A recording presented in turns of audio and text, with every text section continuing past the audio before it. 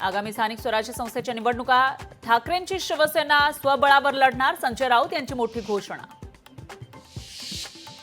ठाकरेंच्या शिवसेनेनंतर काँग्रेसचाही स्वबळाचा सूर. राऊतांच्या भूमिकेवर काँग्रेसच्या पक्षश्रेष्ठींची चर्चा करण्याची गरज वाटत नाही, पृथ्वीराज चव्हाण यांची प्रतिक्रिया.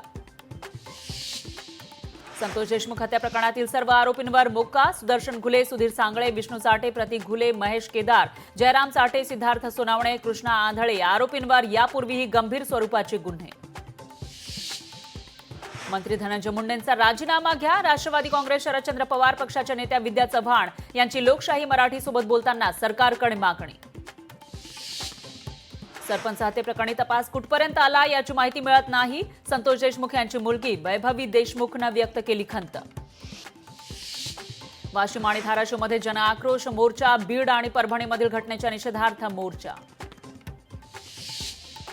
विष्णू चाटेला 2 दिवसांची सीआयडी कोठडी. सरपंच संतोष देशमुख हत्या प्रकरणात होणार सीआयडी चौकशी.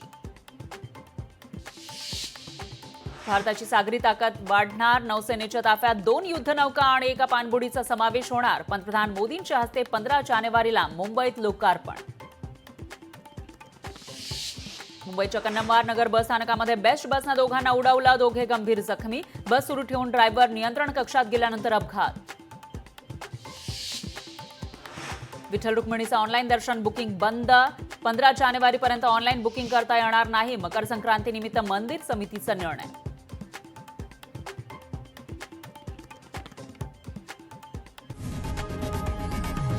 लोकशाही मराठी ऐका, पहा, जागरूक रहा.